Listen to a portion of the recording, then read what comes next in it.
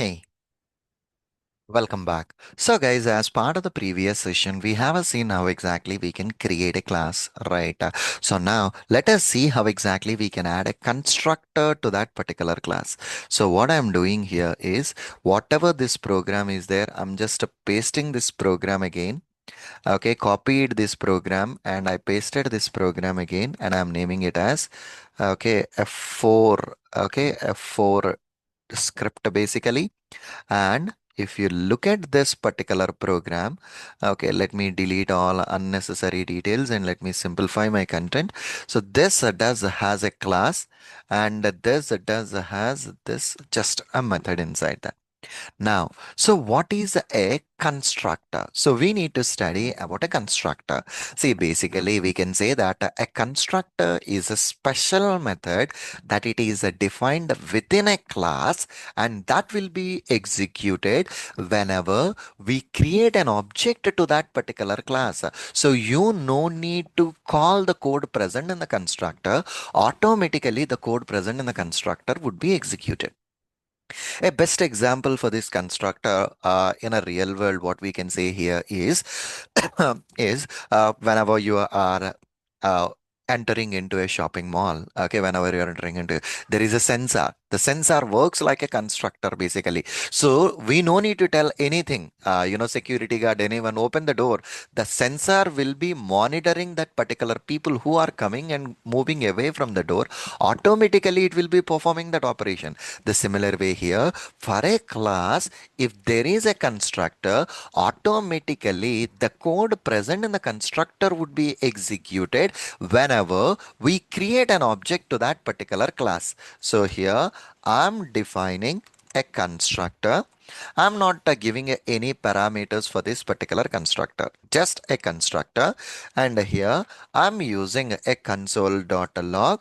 Um, Default constructor. Just name it as a default constructor. That's it. I haven't created any other logics. So this class contains a greeting message and it contains a constructor. Now, what I am gonna do right now, where student1 is equal to new student details. I created an object. So guys, as I told you that as and when you created an object, which is a new keyword, this new keyword will be invoking the code present in a constructor.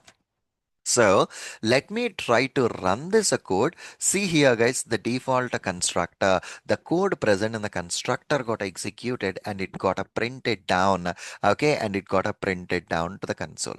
Okay, so the ultimate point that you need to consider here is for a class, you can have a method. For a class, you can have a constructor also. Okay, the constructor also. So basically, the constructor, whatever I have defined for this particular class is an what we can say, this constructor what we have created here itself is we don't have any parameters for that.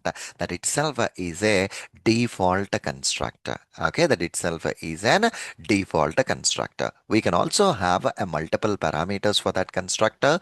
Depending on our need, we will be defining that. So here, instead what I'm doing here is, let me come back here. Okay, let me come back here instead of this, right? So copy it, comment it out, put it here, and I am naming it as uname and salary. Okay, uname and a salary. So what are we doing right now? I have created a constructor, and for that particular constructor, okay, I'm just defining this information console.log. Okay, console.log uname. Okay, I was just defining it as a uname and your salary. That's it. So whenever you are creating an object to that particular class, if the constructor is not having a parameters, then at the time of object creation, you no need to pass on any information. For suppose if the constructor is having arguments, it's mandatory for us to pass those arguments at the time of object creation. So here I'm passing uname as a Ramya and her salary is 45,000. So when I run this program, the code present in the constructor got executed successfully. Okay, the code present in the constructor got executed successfully. So this is a brief overview on a constructor and a class and a method that we are gonna use it here.